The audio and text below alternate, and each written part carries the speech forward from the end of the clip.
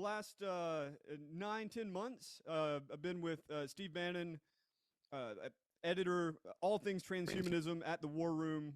And, this is something that I've written about a bit.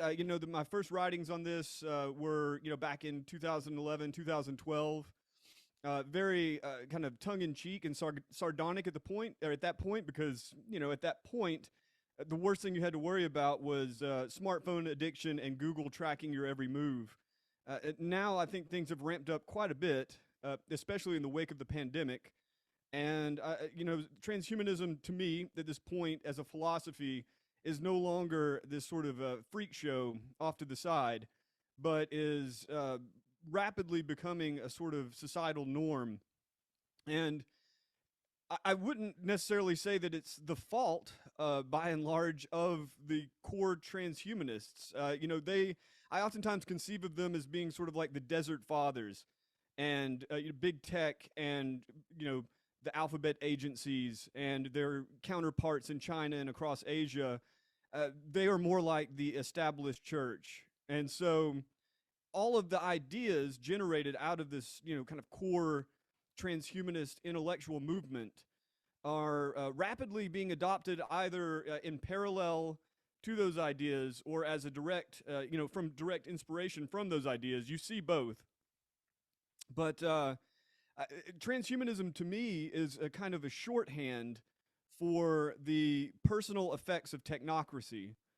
And it doesn't necessarily reflect, say, Max Moore or Nick Bostrom or Anders Sandberg, not necessarily anyway, but everything that those thinkers and many, many others in the core transhumanist movement have formulated is in some way or another being rolled out en masse. So that was a long way of saying that is why I've dedicated pretty much 16 hours a day, 7 days a week to covering transhumanism. Since really the outset of the pandemic, I started writing about it. But once Bannon hired me on, it's been a full-time gig, to say the least.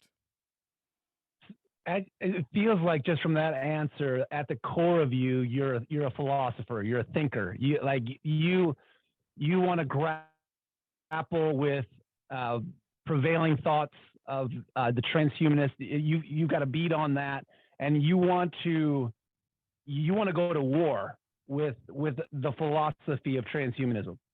Absolutely. I'm an honorable fighter, so I'm not going to try to smear anyone with, any sort of accusation that they don't necessarily deserve. But I am fundamentally opposed to the entire project of transhumanism, and to the extent that anything like a technological singularity is possible, I think it's probably among the most unappealing futures that humanity could look forward to. So to me, it just simply has to be resisted. It has to be combated, and it has to be named. And so even if that means that if I say that, for instance, Mark Zuckerberg's forays into the metaverse are fundamentally a transhumanist project, which it is a transhumanist project by and large. I mean, this goes back to the earliest days of the transhumanist movement, this sort of discussion of blending actual and virtual reality. If I say it's transhumanist, that doesn't mean that Mark Zuckerberg is a card-carrying transhumanist, though it wouldn't surprise me if he was steeped in the literature. But it does mean, again, it gives me a sort of shorthand, and it's not an inaccurate portrayal. So these ideas have to be resisted, and I think that the lifestyle, the sort of technocratic lifestyle that we're being rapidly shoved into, has to be resisted. It's a war, and it's a spiritual war. Yeah, so I mean, the trend of technology, as much as it is us reaching out to each other, which there is that element of the communication between people, there is this reaching into us. There's almost like this hacking of the human frame, and surprisingly, we're all too willing to accept our frames being hacked if it gets us what we want. And it seems like it's a bit of a seduction.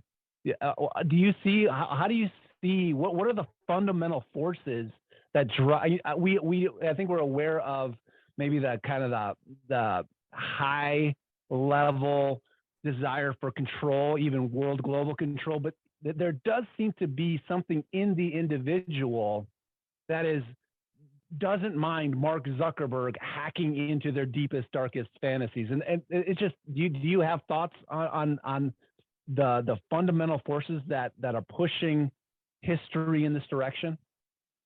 The first is just the willingness to, adopt or conform to whatever, the conventions of the day are. We're here.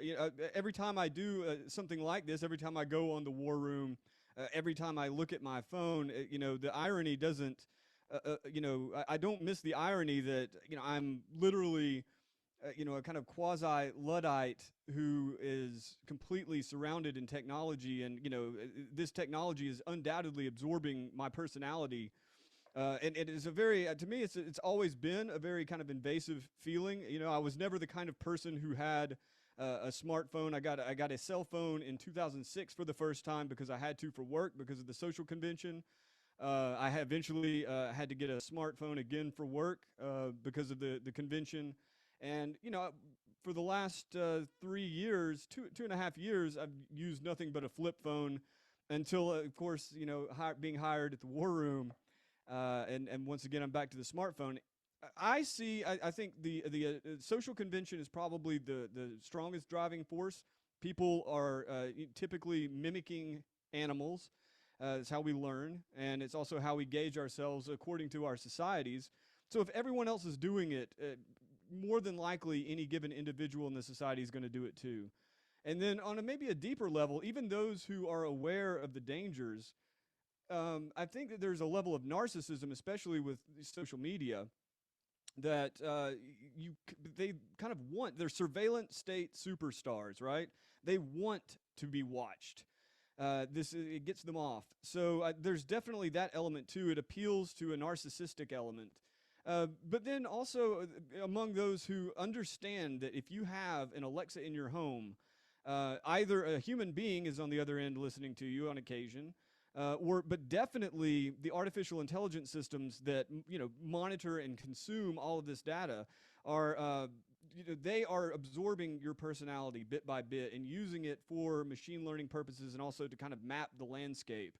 And knowing that, any person in their right mind should smash their Alexa and maybe say bad things about Jeff Bezos.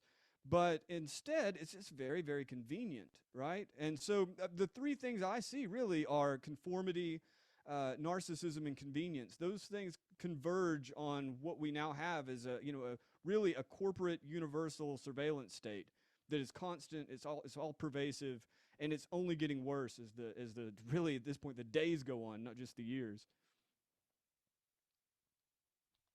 So we're slipping in an accelerating way into greater control, but we are willingly entering into this new world. It seems like there's a very few voices, and that's why I think your voice is so important, especially right now, of people who actually have some sort of perspective on where we've been, where we're going, why it's troubling, and why we need to hit the brakes and really think hard about what the next few steps look like, because it does feel like we're at a point of crisis where there is a threshold that if we just enter into this brave new world, that we may look back at the time that we had as, hey man, we could have been thinking about this, we could have been preparing, we could have been like, what are the we feel this world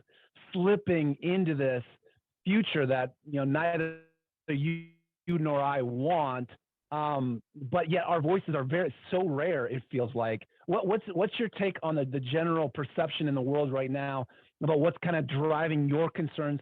Do you feel like, obviously Steve Bannon is tapping into it, he seems to be one of the few guys who are really getting the importance of it. I've heard him say a couple of things like, the Western world, the church is not even remotely ready for what's coming. Yeah, and he's absolutely right. So I guess my question is what can we do? Have you found some success in what is it that wakes people up? What is it that makes people go, oh wait, Joe's right, I need to listen to him? I think more than anything, probably horror. To be honest, and it's not like I don't go out of my way to make this horrific. It just simply is. I mean, take for one example, right? One of the visceral examples that really got people going was the palm chips that they've been a kind of fad in Sweden for a number of years now, going back to I believe 2014. But there's been another wave that began in 2018, 19, and then now there's another wave of publicity around it. And the notion of having an RFID chip inserted into your hand in order to access buildings or access work or ride the train or buy things has obvious resonances with the symbology in the Revelation. And Mm-hmm. so people, the first RFID implant approved for human beings by the FDA, that goes back to to 1997.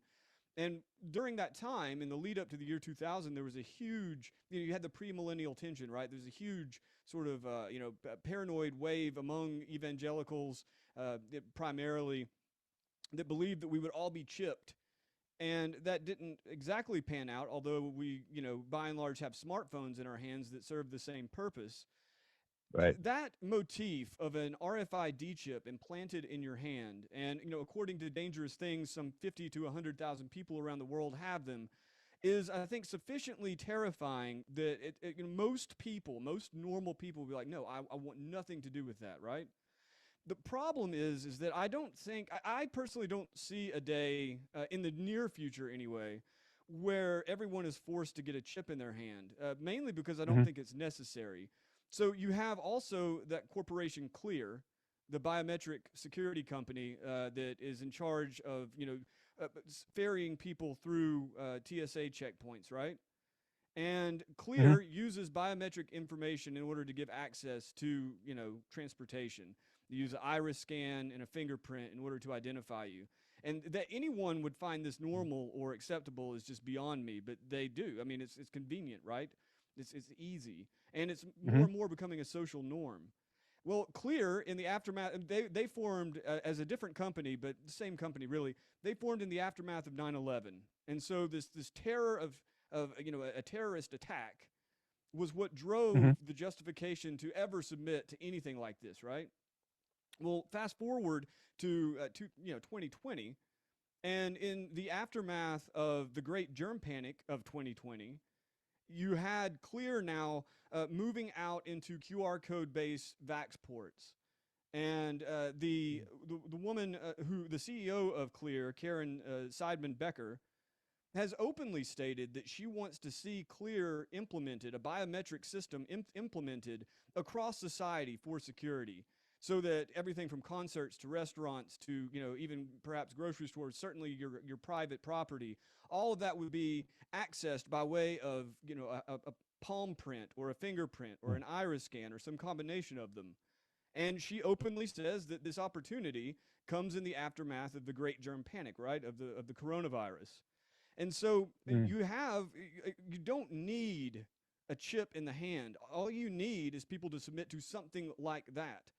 Even on a more mundane level, you have Amazon One being rolled out in their 4-star retail outlets and also in Whole Foods all across the country, primarily on the coasts. And the way Amazon One works is you submit to a palm print scan, and it reads the whorls of your palm, but also some of the deep tissue. And that's then connected to your personal identity and your credit card. And so there are presently, I haven't been to one yet. I look forward to seeing what sort of nightmarish, but not the banality of evil there. But you Yeah. basically you walk into the store, you scan your palm on your way in. Immediately, cameras begin following you, and the facial recognition and also gait recognition and action recognition. All of this is being deployed on you as an individual shopper. So it watches everything you do, it watches everything you touch. Whatever you put into your bag, it notes, and then you walk out of the store and maybe scan it again, maybe not, maybe just walk right out. And so, again, it's the same principle basically as having a chip in your hand. It's just done through Hmm. biometrics. It's just non-invasive. So I think that when people when people think of having a chip inserted in their brain, they're horrified.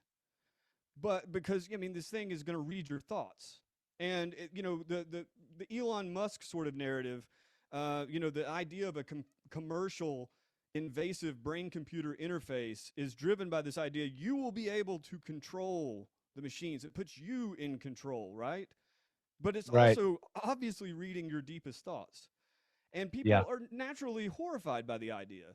They're a little less horrified, but naturally worried about the idea of like Colonel Brian Johnson, the guy who came up with, I think, his Braintree, a payment app.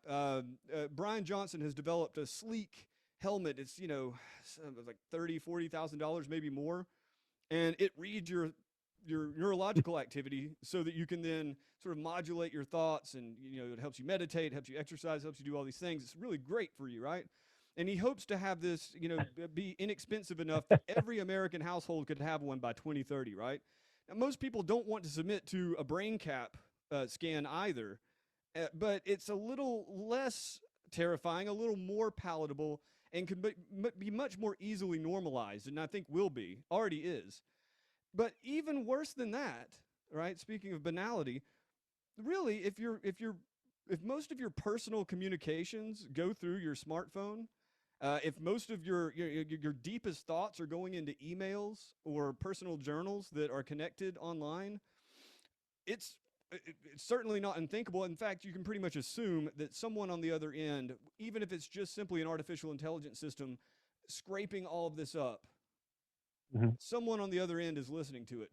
An idea that would be completely unthinkable back in the glorious 1990s. If you told somebody in the 1990s that Yeah. as you wrote in your journal, there'd be men in black come in your house in the middle of the night, would come in and photocopy your journal or your love letters or whatever, maybe watch you have sex or just listen to you sing the stupid songs you sing to your dog. uh, the idea of people coming in and invading your privacy would have been Mhm. completely unthinkable. And yet, it's very easy to allow exactly that with a smart device. So, what gets people motivated? I think horror. And what is the biggest hurdle? I think it's convenience, narcissism, and conformity. It's just normalcy. But I am absolutely positive. Some number of us, I think a great number of us, won't submit to this sort of thing. We any more than we already have, and we'll hopefully turn back the clock on it. The problem is how many, and how many will. Yeah. Did you watch the Ben Shapiro Eric Schmidt interview where he's coming No, I out didn't. talking about his book? Okay, so No, I he didn't. was Shapiro was asking him about his book, and basically Eric Schmidt was saying, "Hey, he and Kissinger and some other guy came out with this book about the age of AI, basically announcing that our world will be surrounded by digital intelligences that we will communicate with, we will develop relationships with. They will teach our children. They're going to basically redefine how we understand love and war and life and meaning, right? And Ben Shapiro's response was, there's going to be a certain amount of people that are just not going to go along with this. And Eric Schmidt very quickly said, yeah, we figure about 20%. He may not be wrong. I reviewed that book. I did a dual review of that book with Kai-Fu Lee's AI 2040. If any of the listeners want to read it, it's at Salvo Magazine. The title is Artificial Intelligence is an Alien Mind that will change humanity forever, something to that effect.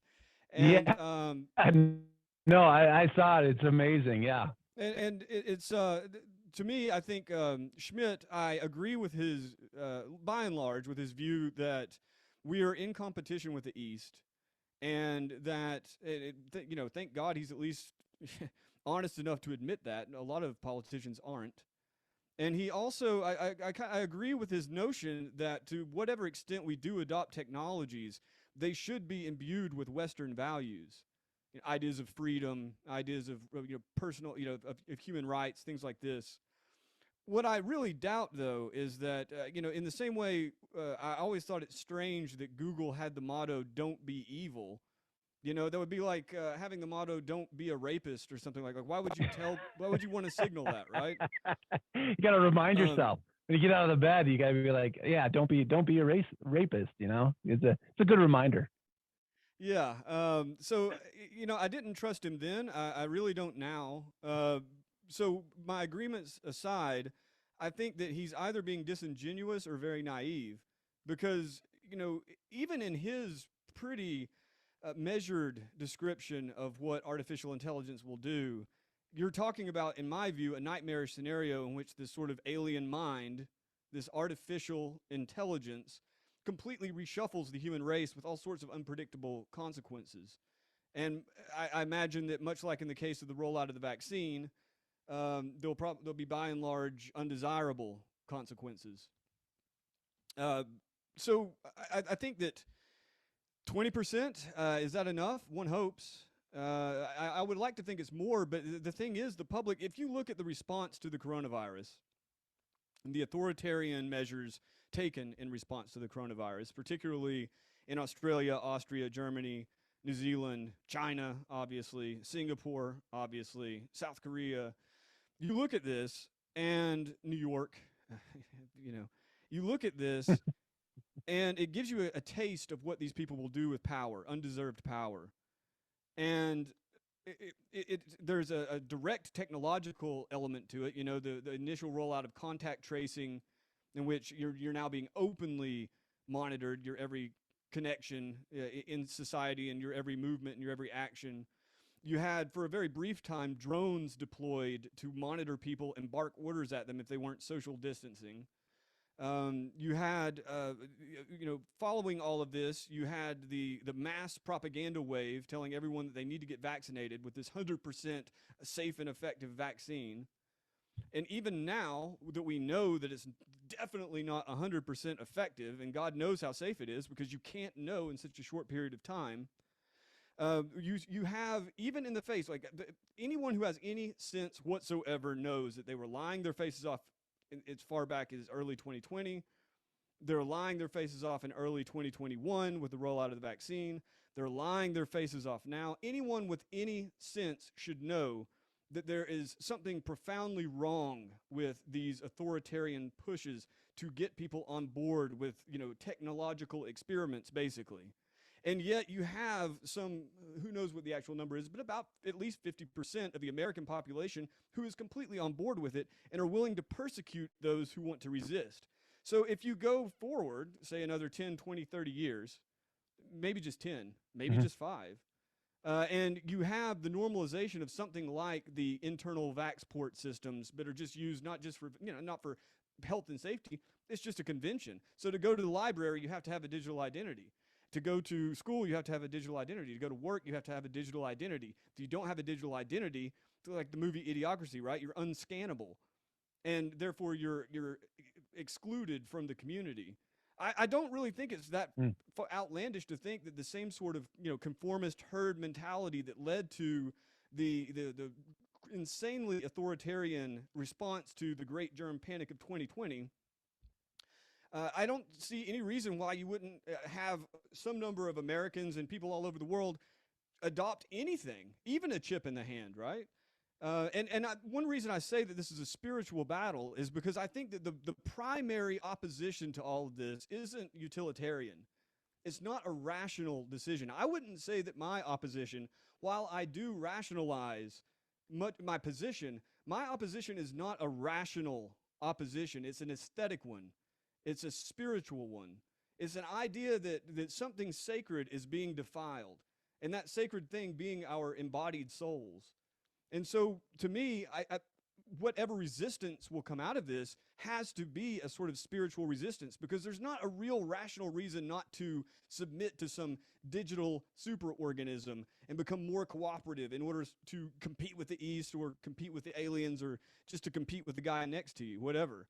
It's a profoundly spiritual sense that the sacred body, which enshrines the soul, is being defiled, is being controlled, It is being tempted into a system that is for the benefit, by and large, of the system, not of the person, or not of the family, or not of the community surrounding. But all right, where are we at right now? Your take on artificial intelligence? Are we on the brink of AI companions? Are people beginning to develop weird relationships with AIs that precludes real relationships? Will people enter the metaverse and have, like, you go into the metaverse, you'll be interacting with a avatar, you're not sure if it's human or if it's AI. What these AI are you thinking along the lines of, you know, where AI is at the moment, and what we should expect in 2022? 2022, it'll probably just be a a continual wave of propaganda. I don't think you'll see a whole lot of on the ground change. It may be another 5 years before you see a tremendous kind of groundswell with these technologies. With artificial intelligence in general, it's very unpredictable.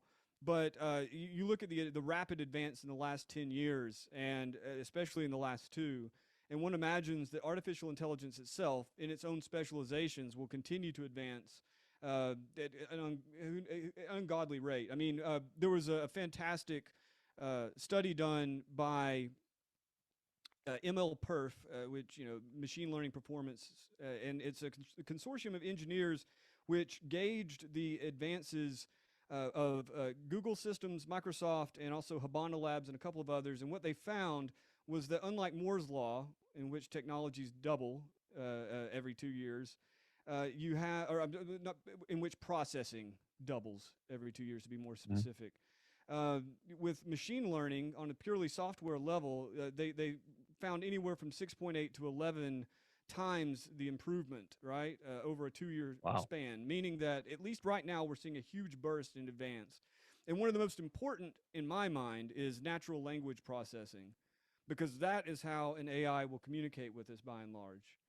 And in natural language processing, GPT-3 is supposed to be, the one of the most advanced, although Google apparently, according to a recent report, is right on their heels.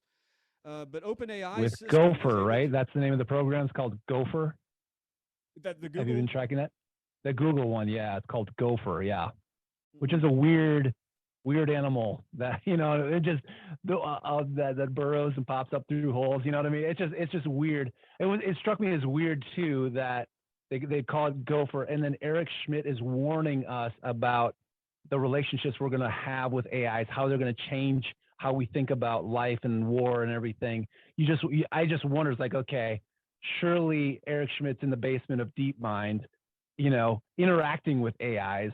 And so he has a kind of a first look of what we should expect. I think that, again, he's being honest in warning people that this is going to have a tremendous shift, or this is going to create a tremendous shift in our societies and in the way in which, scientists in particular view the world and discover facts about the world. But, insofar as companionship goes, you already have chatbots like Replica and various others, which are Wobot is another one, FDA-approved AI-based counselor. You already have artificial intelligence systems that are set up to communicate with people via, natural language processing systems. And, they rake the internet for the sort of language models and the factual structures that would, be kind of the equivalent to the human mind, and then they tailor their responses to you. And in a world in which people are being forced into isolation, it makes a lot of sense to start instituting these sorts of things, right? It makes a lot of sense to sit at home with your chatbot and divulge your deepest secrets. But it's pitiful in comparison to a human-to-human relationship. And maybe most importantly, it's not just this AI system that's absorbing your personality and spitting out answers for you, or spitting out consoling advice, or whatever it is. There are human beings on the other end of that, and they're using all this personal information not only to develop their artificial intelligence systems, but also to sell you crap.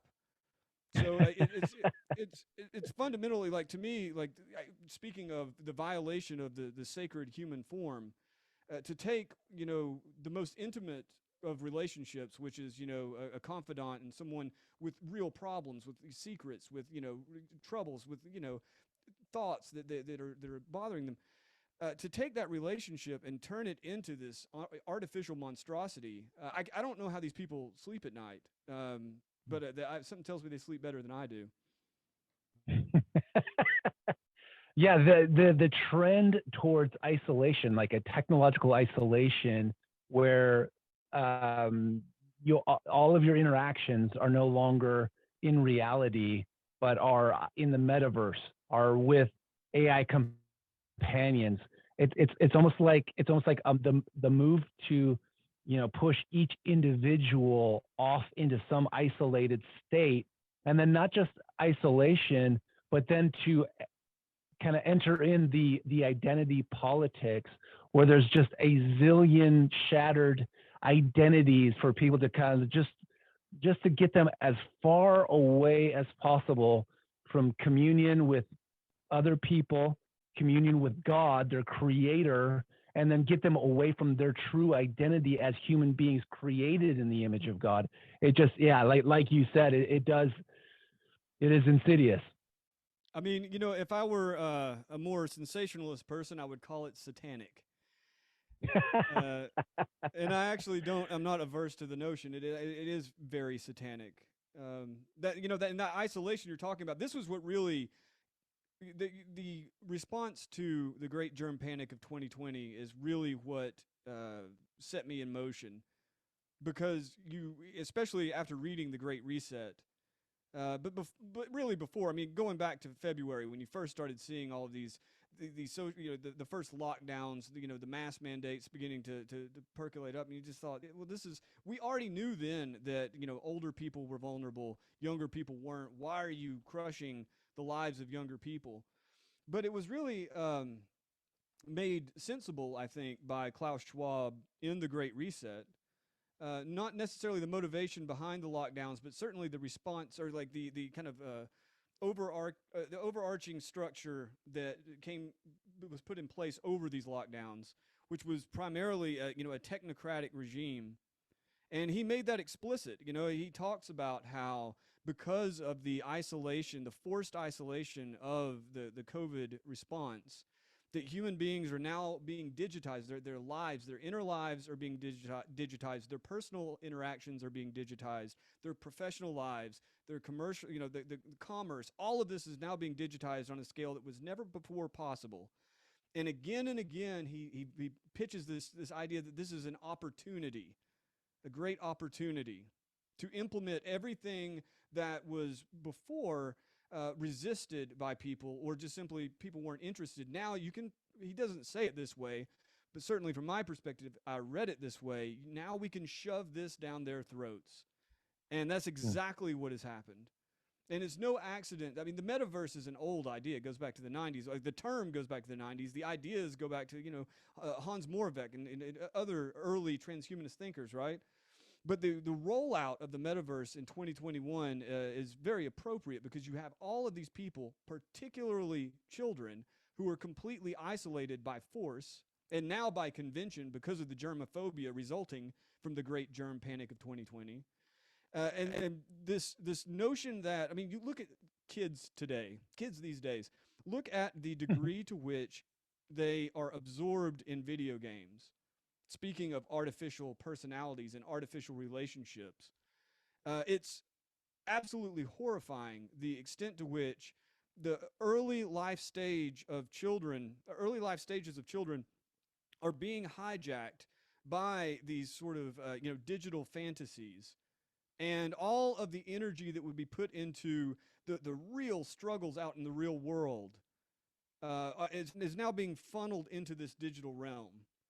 And the metaverse is really the ultimate end state of this, right? Now, how many people will actually run around, with augmented reality glasses? How many people will really sit at home with virtual reality goggles over their heads? Nobody really knows, but I'd be willing to say it's more than 20%, especially among the younger generation. Yeah. Something tells me that a number of like all the same sorts of children who would need a lot of motivation to get off their tails and out the door. Um, and you know, in order to engage in society, those kids will readily find, you know, a sort of artificial satisfaction in the metaverse or in virtual reality, much like they already do with, you know, really advanced video games. So, you know, the virtual reality right now, as it stands, have you ever tried it? No, I haven't. Is it pretty crazy right now? You know, the best that I ever tried was the first time was in Amsterdam. It was pretty wild. It was kind of like a small little cafe, I guess you would say, where they have all these virtual reality helmets. And I did all sorts of stuff there that was it was very impressive, right? Like the detail was impressive. The amount of glee and joy that it inspired me was a lot of fun. Um, I didn't want to at first, but I ended up arguing with the guy who was running the place. I was taking notes. He said I wasn't allowed to write about anything in there. And I told him, you know, well, that's certainly something worth writing about. And as the conversation got more and more heated, he wanted to, you know, kind of bring it down a notch. And he was like, okay, look, you know, why don't you just try it for yourself? And I'm like, no, I'm not trying it. There's no way. I don't really want to. He's like, how about if we give you a discount and extra time? I'm like, okay. And, you know, on it That's goes. all it took. And it was really wild. But the best was it was called Singularity at a place called Zero Latency. It's in Las Vegas in the MGM casino, I believe. One of them, I believe it's MGM. And you know, it was right at the beginning of the pandemic. Actually, I was working a UFC fight at the, if I'm not mistaken, it was at T-Mobile Arena, and had some time off. So I go to this place, and you've got like a 40-foot by 60-foot, you know, kind of arena inside where you run around. You've got a backpack with a processor, really high quality goggles. You've got a laser gun, which every kid knows is a lot of fun. And you and a team of people, you know, and I just kind of met up with some people, run around inside of this virtual world, and you're actively running around in it. You're shooting robots in this game Singularity, in which, you know, an artificial intelligence has taken over a space station, and you have to save them. And other than the fact that when you look at your partners or whatever, they couldn't get the legs movements right, so it just looks like everybody's doing kind of clogging jig everywhere. Outside of that, Uh-huh. though, the upper frame was very natural, and of course, shooting these robots and these drones and everything was incredibly enthralling, right? Like it was. I have to say, it was a lot of fun. I could see how somebody could spend a lot of time there.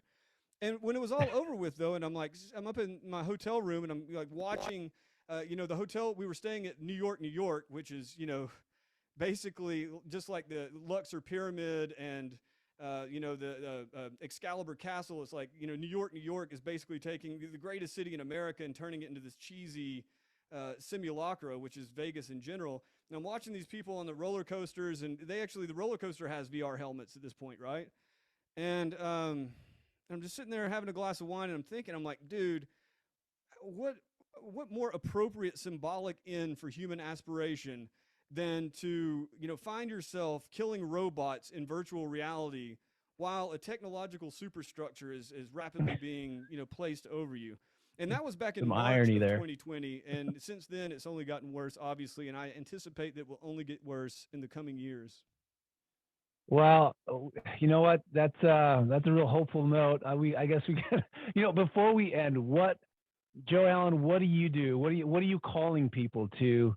There has to be a way to stay human, to stay connected, to resist, to fight. What give us two or three things that you say, guys, we need to be doing this.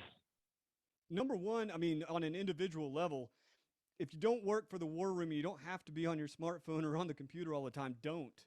You know, there's a whole wide world out there that, you know, that's the human environment up until the mid 90s, you could say. On the To individual unplug. level, unplug. On a community level, though, I think that's really in many ways the most important. One of the more horrifying aspects of the lockdowns was the, you know, shuttering of the doors of churches. They completely severed the lineage of the ancient right across the planet. They severed that continuity globally all at once.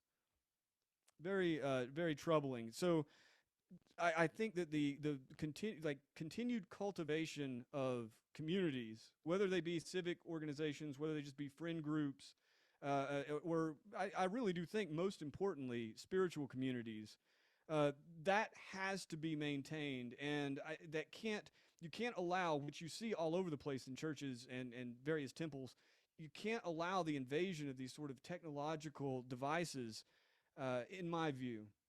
I think that in the same way that the human being is being defiled, that spiritual communities are also being defiled. In fact, I know that for certain. People were already scraping online services in order to get that information to make sort of heat maps of what the religious sentiment is across the country. There were huge gaps in those heat maps until every service went online. And there's no better way to manipulate anyone than to know them inside and out. And there's no better way to know someone inside and out than to put devices all over their spiritual communities and monitor them, whether it be a human being doing it or just simply an AI scraping it to create a broader map. So on a spiritual or a communal level, I think that all of these sorts of invasive technologies have to be rejected, have to be resisted. And then I hope on down the road, you already have like the neuro rights movement. You have a lot of data privacy movements in politics. You have a lot of, out of the EU primarily at this point, but, you have a lot of political momentum, at least lip service paid towards reining in AI, regulating AI, and figuring out ways to mitigate its damage or to, turn it in a more positive direction. I think that third element, the public policy element, will increasingly be important, and it'll be an important way to maintain a sort of natural human state. The Supreme Court striking down the vax mandates, I think, is a really important step. Even if they didn't go as far as I would like, you at least have this sentiment, right, that human autonomy is important.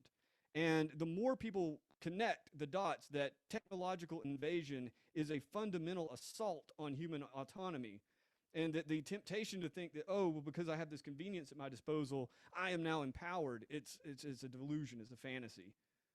So on the individual level, unplug. On the communal level, keep the sacred space sacred. And on the political level, I really do hope that more and more space will, there'll be a lot more overt institutional protections against these sorts of things. That's good. That's good. Okay, and finally, listeners to the podcast, where can they find you? How can they track with you? Watchthewarroom.org. Or watch the War Room anywhere from warroom.org to Real America's Voice television. You can always find me at my website, joebot.xyz, or my Twitter and Gitter handles at JOEBOTXYZ. So I really appreciate it, Peter. Fantastic. From the minute I saw the name Babylon Singularity, I thought, man, this guy's definitely got it. Well, Joe, I just want to say thank you. Thanks for coming on today, man. Super cool of you to share your time with us, your thoughts, being just super transparent and helpful, very helpful. Your voice is very valuable. I mean, just keep doing what you're doing, and I'll be tracking with you, and I'm gonna be pushing people that are tracking with me to track with you too. So I appreciate you coming on today, man. I really appreciate the invite, and I also hope that I hope my rants are of some use. Absolutely, man. You enjoy your weekend, and maybe at some point we can circle the wagons, and maybe there's some big stuff going on. Try this again. Oh, that'd be fantastic. Yeah. All right, man. I appreciate you, Joe. And to all your listeners, Thanks, God man. bless. I appreciate being here.